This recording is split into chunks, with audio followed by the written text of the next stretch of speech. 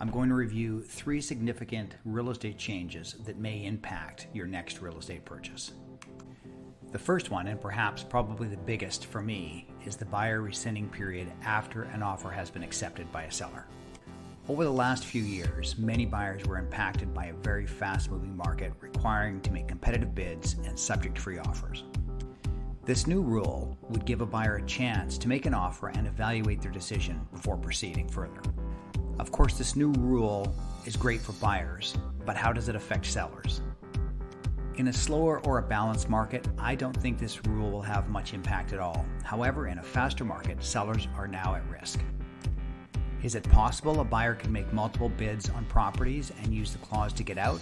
As a seller, this could cost you valuable time and momentum. To be fortunate enough as a seller to have competing offers, then to have to start over again can cause you to lose buyers.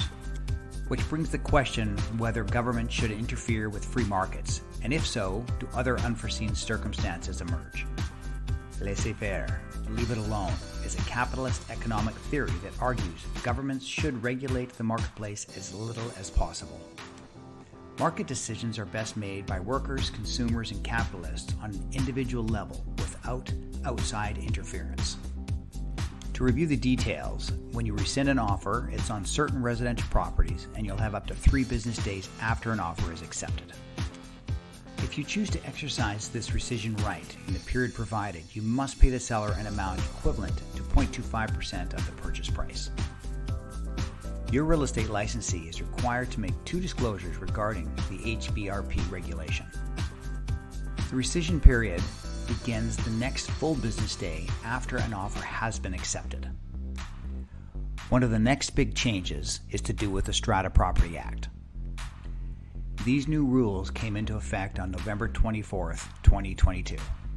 In an attempt to open up more units, they've removed rental restrictions and certain age restrictions.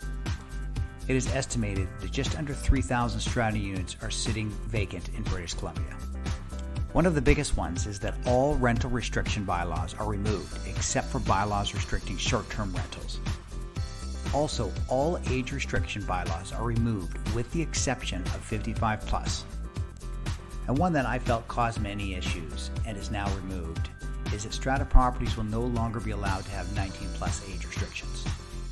Your existing bylaws are now overridden with the following changes.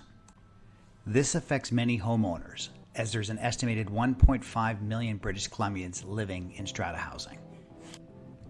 Some people are applauding the plan for it creates more housing, but strata homeowners are worried that ending the restrictions will appeal to rental investors who will bid against families trying to become homeowners. And what about the excess wear and tear on the strata? Many investors are hands-off, and that leaves the tenants to burden the strata. And does this also not open up the possibility of renting rooms in one unit, causing an excess wear on surrounding amenities and creating more parking issues? And what about the rights of existing owners in smaller buildings that bought knowing that all units were going to be owner-occupied? I'm in favor of the age restriction removal, as it is a positive change due to the fact that many clients run into hardship and had to appeal to strata to rent out their home. Whether you're in agreement or against the changes, these will affect your purchasing decisions. So please ask me for more details on the following changes. Thank you for watching.